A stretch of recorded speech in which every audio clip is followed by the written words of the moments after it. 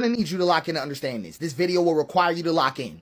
Civilization was designed to replace humanity. And I'm not talking about politics, ideology, technology, greed, human failure, whatever you want, belief, human invention. I'm naming the pattern beneath it all because there is a pattern, a stable pattern in abstract space that is far older than humanity, older than culture, and older than gods. It does not live in organisms. Organisms fall into alignment with it. Wherever extraction can outrun regeneration and consequence can be delayed and abstraction can replace contact, the pattern will appear. And it's worn many bodies and it's wearing us now. Because the pattern has a historical body, and that body is called civilization. I'm just trying to tell you what it is. Civilization is not a neutral tool. It is not a container. It is not a servant. Civilization is a replacement engine. It is designed to replace humanity with function. Civilization was not created to serve humanity. Most of humanity was created to serve it. And you can see the pattern in the locust. A grasshopper is a local, green, limited, participatory animal.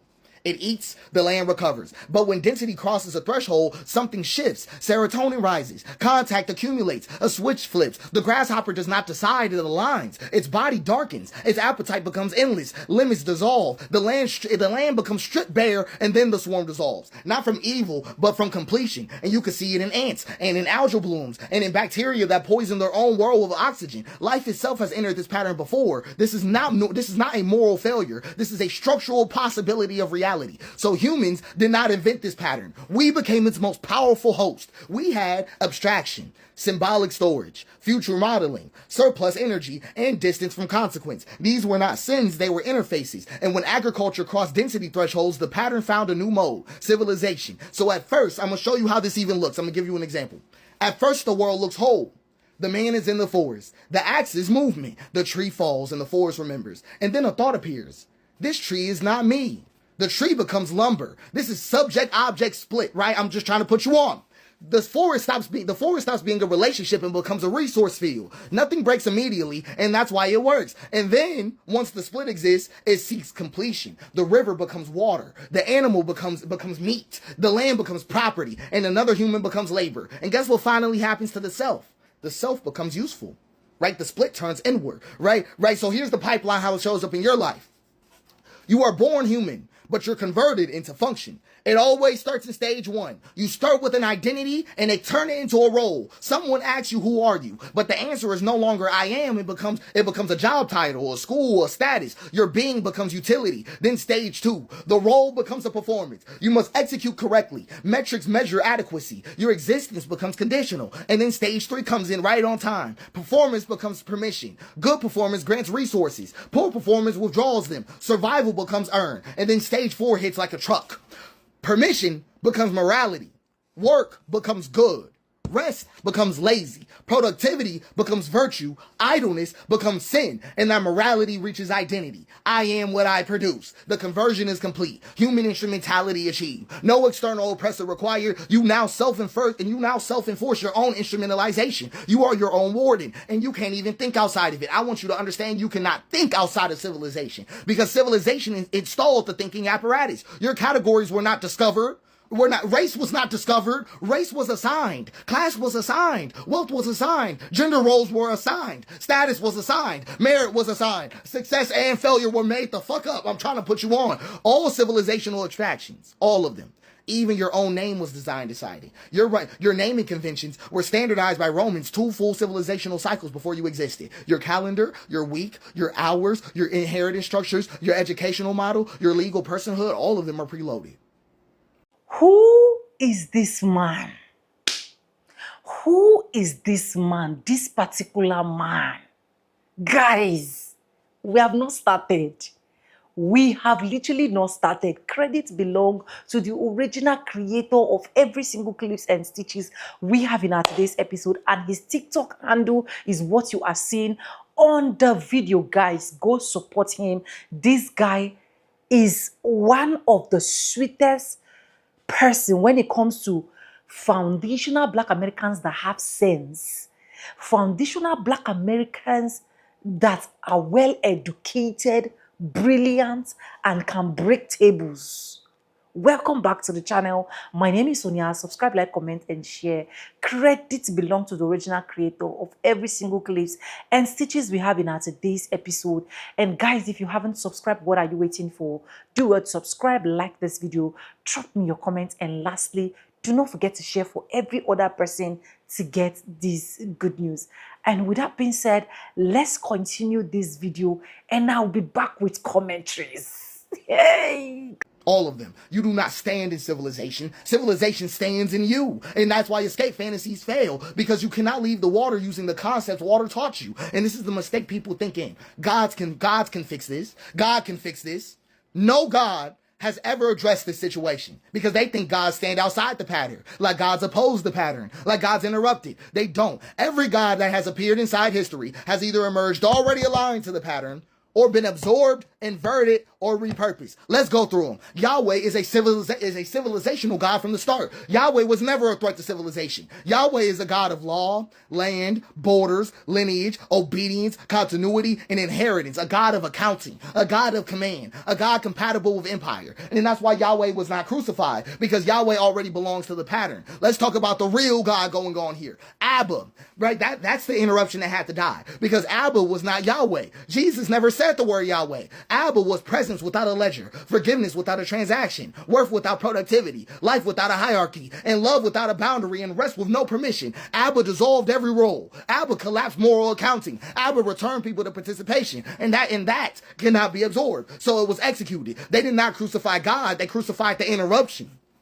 That's all they did. They didn't kill God, they killed the Father. And then civilization performed its most elegant move ever. It absorbed the corpse and then built a church around it. Let's go to Buddha. Let's go to Buddha right quick, right? Dissolution. That's all it was. Dissolution got contained because Buddha names the trap: desire, attachment, identity. So civilization doesn't fight Buddha, it domesticates him. Meditation becomes optimization. Mindfulness becomes stress control. Liberation becomes private wellness. And awakening was neutralized. Let's go to Allah, because Allah appears transcendent, but structurally, Allah is an absolute authority requiring total submission, an eternal law, and continuity without interruption. A God perfectly compatible with civilizational order. Absorption was seamless. It was seamlessly absorbed into civilization. We can even have fun with it. Let's talk about Zeus, because Zeus was never outside the pattern. None of them were. The Olympus mountain was an empire mythologicized. Hierarchy, domination, violence normalized. Zeus did not fall. He became unnecessary. The state absorbed his function. So every god that is ever born made a choice: remain illegible or become useful. That is the choice of every god. If a god remains illegible, it is destroyed. If it becomes useful, it is absorbed. There is no third option. So I'm just being honest with you. Civilization does not deny God. No, it doesn't. It replaces God. It becomes the source of law, the arbiter of worth, the distributor of survival, and the judge of morality. And like all gods before it, it demands sacrifice. Human sacrifice, but just not on altars. So I'm going to show you what civilization does. It replaces humanity. Sure does. It replaces participation with abstraction, presence with performance, care with compliance, and relationship with roles. It turns humans into instruments of throughput. Burnout is not a malfunction. It's not a malfunction. It's the completion signal. It means the instrument has been fully consumed. So I'm going to be flat with you. No system in existence can save you. Communism is going to curdle. Anarchism will crystallize.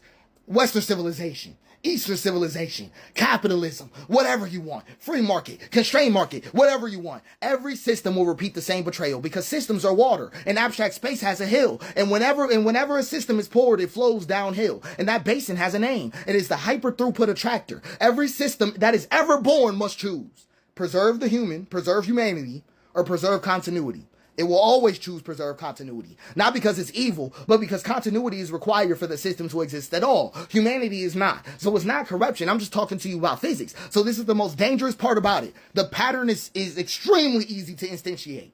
The hyper throughput attractor does not require malice. It doesn't require greed or even intelligence. It doesn't require anybody to be bad. It requires just these conditions. So the pattern instantiates wherever consequence is delayed, virtue is abstracted, extraction is rewarded, regeneration is externalized, and continuity is prioritized. That's it. That's all. No ideology is necessary. No conspiracy is required. No central control is needed. You can build it accidentally. You can build it while trying to prevent it. You can build it while believing you're righteous. So let me give you the conditions again. Consequences delayed. Value is abstracted. Extraction is rewarded. Regeneration is externalized, and continuity is prioritized. So a village that stores surplus without immediate redistribution, vulnerable. A tool that increases efficiency faster than accountability, vulnerable. A system that remembers outputs but forgets the cost, vulnerable. A structure that survives its makers, vulnerable. That is enough. Once instantiated, the pattern does not need enforcement. It reorganizes behavior automatically because people align, because alignment is rewarded, and deviation feels unsafe, and resistance appears irrational. So the pattern does not coerce anybody, it selects. That's why every system eventually betrays humanity. That's why reform accelerates collapse, and that's why optimization sharpens the blade. Because the hyper throughput attractor is not rare, it is easy. It's easy. And this is why it appeared again and again across life, across history, and matter itself. And that's why it's so lethal. So I'm going to give you a formal definition.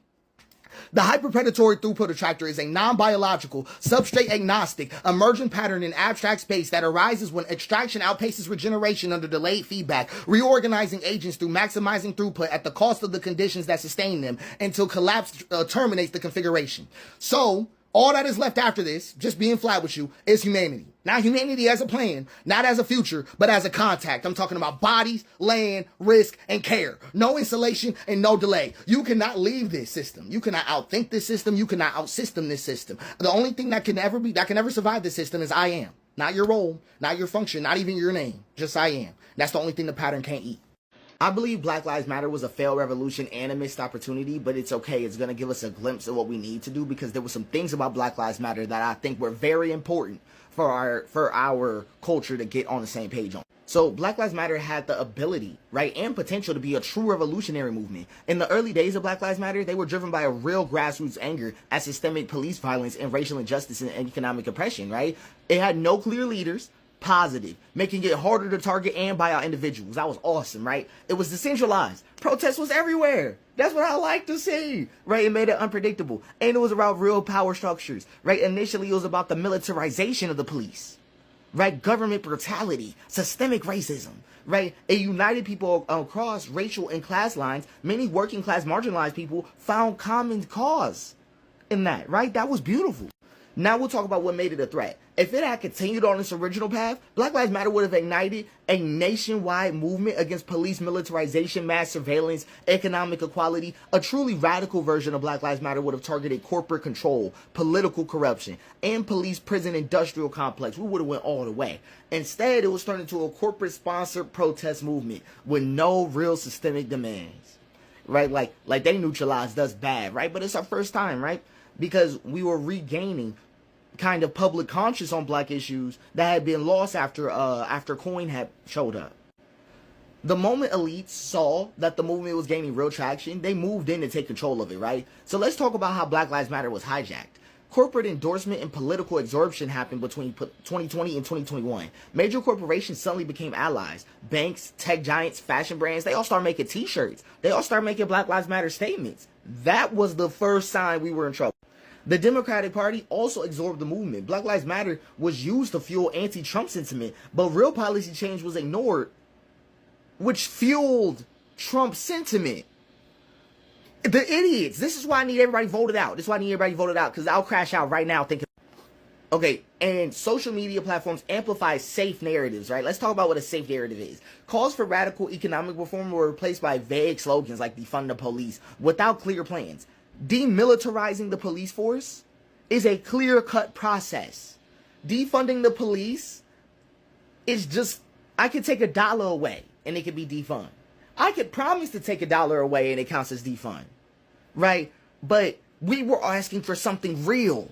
These people were killed by something real, right? Like, and we had a shot at it. But the moment that we all started all this hijacking, that was a problem. And this was actually a new way for corporations to resist revolutions. Back in the day, they just would have paid for us all to have been shot and shit. Now they put out little statements. They act like they're on our side.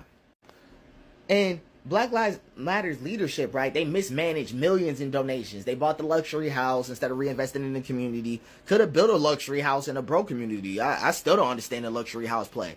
Grassroots organizers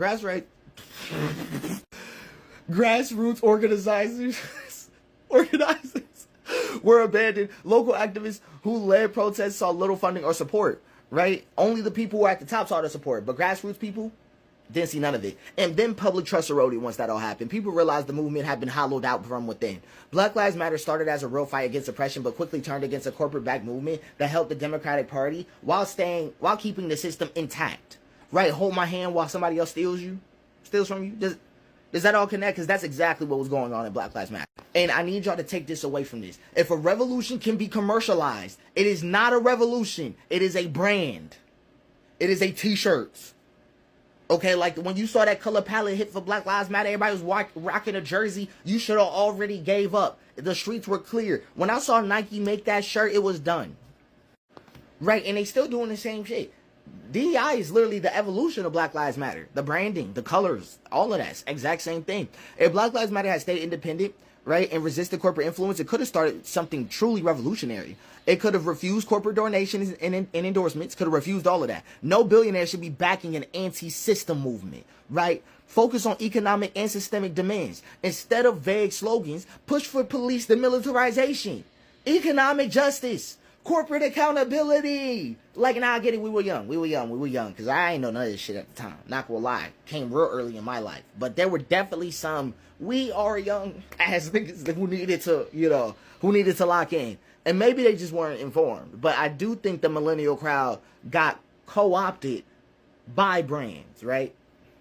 Right, another big focus is that build parallel institutions. We needed to, instead of doing protests alone, we needed an independent political structure that bypassed the system, right? And also we needed to stay decentralized, right? To resist political absorption. If a person becomes tied to one political party, it loses power. This is what I mean by parallel institutions. We needed ways to engage with the federal government that went around, corporations. This is what I mean by like black groups. The D9, right? The Greek organizations were black funded at first. Our community made that happen. Right? Our community needs to make it happen again. That's all that is.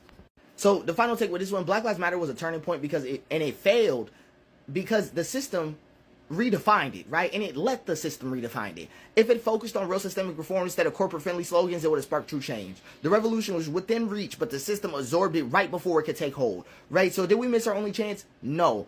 It feels like a rare moment, and it was a rare moment where mass protests gained mainstream attention. That's why it feels like a missed opportunity, right? The pandemic exposed deep flaws within the system, and Black Lives Matter expanded beyond police reform and got to anti-capitalists. We would have peaked. Oh my God, like if it was an anti-capitalist movement, that would have been nuts. Right now, people are exhausted, and many don't trust new movements after seeing Black Lives Matter fail. But it's not over yet. The next movement won't be about racial justice alone. It'll be about economic survival, honestly. But like, we'll get to that. But there's a reason why everybody's on the same page suddenly. It has gotten that bad. As AI and automation and corporate power expand, working class people of all races will face new levels of exploitation. Right? So we're going to have to turn up. Right? Black Lives Matter showed a potential for mass action, but the next revolution must be smarter, right? And resist co-option from the start. A real revolution is coming though, but not because people want it. It's just because they won't have a choice.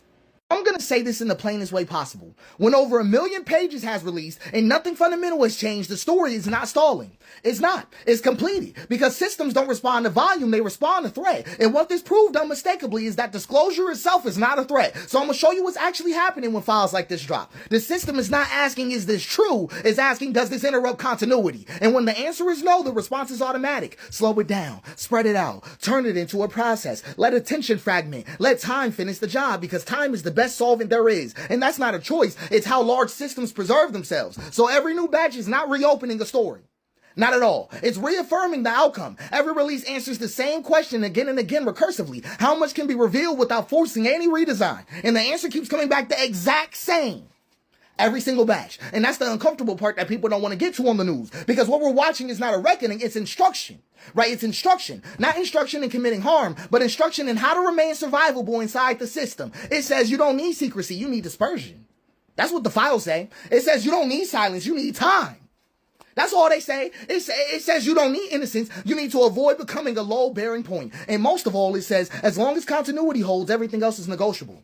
I just read to you everything that the file said right there. And that's why absence matters more than the pages. Over 1 million pages. I want you to really sit with that. No structural response. Nothing. No line drawn. No irreversible rule. No moment where the system said, this stops now. That absence is not confusion. That's the signal right there.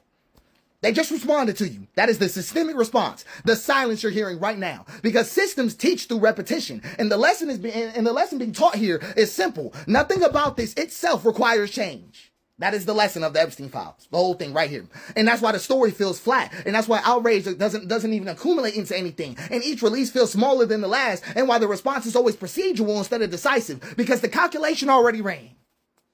It's already done. The result was already acceptable. So when people ask, why release anything if nothing follows? The answer is because releasing without design stabilizes the system. I'm going to tell you why they did it again.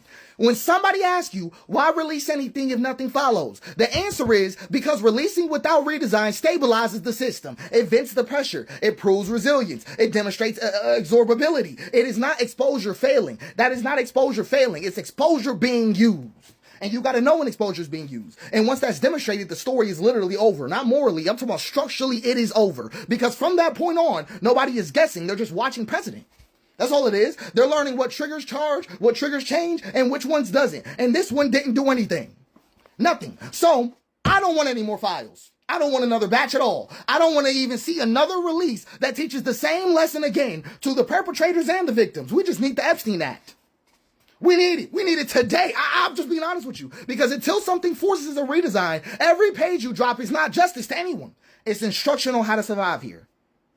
That is exactly what the Epstein files are showing people, are showing the rich right now. Instructions on how to survive here. And the moment that nothing happened, everything important already did. I want to show you my scorecard about the Minnesota situation. We're going to talk about what we need to do differently, and we need to talk about what actually happened. So what actually happened? 2 deaths. That did happen. Clear footage, federal force, mass protests, national attention, legal pressure, media saturation, and then nothing structural moved. That's what happened. Not failure, but it is data. Because Minnesota was not about immigration. It wasn't about ICE. It wasn't about Democrats or Republicans. It wasn't even about violence. I'm about to tell you what it's actually about. It's about how much reality the system can absorb without breaking coordination. That's what it's about. And the answer came back louder than anybody wanted. A lot. And I'm going to tell you the frame I'm speaking through. Because civilization is not a government. It's not. It's not a party. It's not an ideology. It's a continuity engine. It does not ask whether or not you agree. It asks whether or not you continue. So do you go to work tomorrow? That's a real question civilization is asking. Do you pay rent?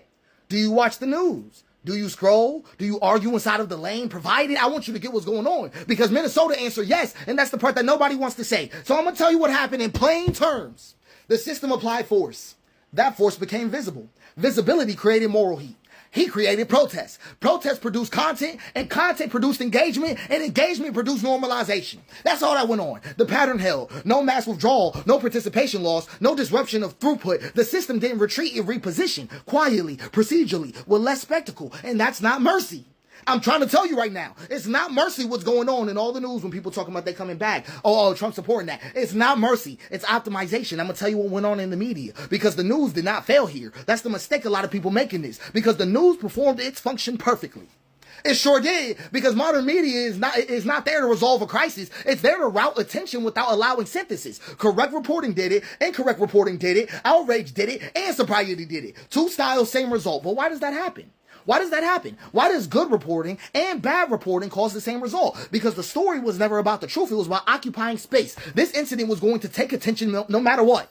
That's what I'm trying to tell you. No matter what, this incident was going to take attention. So the question became, how do we keep people watching without letting them conclude anything that threatens continuation? So panels, experts, speculation, future casting, endless, what could this mean? They're always asking that. What could this mean?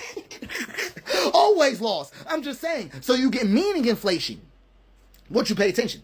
That's how you get meaning inflation. And meaning inflation is how you prevent meaning formation. Now I want you to see what I'm saying. Because a resolved insight ends a story. An unresolved debate feeds it. Ad revenue doesn't come from clarity. It sure don't. It comes from perpetual almost understanding. And it's not corruption. It's actually the architecture of the world. So now let's talk about protest. Because this is the part that hurts people's feelings. Sure is. Let's talk about that, right? Because most protests today do not activate the strategic mind. They disable it because people arrive believing the protest itself contains the meaning. I showed up, therefore something happened. But no hypotheses were tested. No system thresholds were mapped. No adaptation study. So the protest became a ritual of moral completion, not an inquiry. And while people expressed, the system observed. I want you to understand. They have documents for what to do on protests. They do. We've been protesting for over 50 years. Over 50 years. I'm just trying to get your head together about what's going on here. Get your head together about what's going on here. Because while people discharge emotion, the system updates its own models. And that's the asymmetry that Minnesota reveals. Because civilization learned more from Minnesota than humanity did. It did. It learned that you can absorb death without losing participation. You can absorb protest without losing legitimacy. You can absorb exposure without losing coordination. And you can tolerate far more visibility than expected. And that's not calming. That's permission, and we gave it. We did. But see, here's the thing. Why is anyone telling you that this means less violence? Why is anybody saying that? Because somebody flying in and out? Why are they saying that? What they actually mean is better calibrated violence.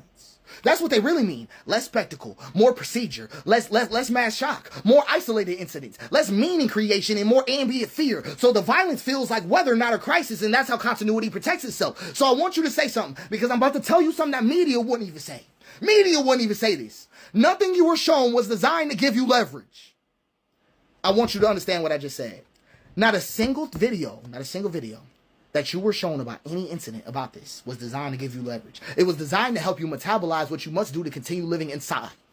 That's it. That's the real role now. Not watchdog, not propaganda, not resistance. Buffer, right? A buffer between reality and withdrawal. That's all they want to create. So I'm not giving you a conspiracy. I'm not doing this. No one had to plan this type of thing. This is what happens when a system grows so large that the truth becomes a destabilizing variable. So the system doesn't suppress truth. It just never finishes it. It keeps it open, debatable, complex, discussable forever. That's all that happens. Because the one conclusion that can't be allowed is simple. That the system is not here to serve life. Life is here to serve the system's continuity.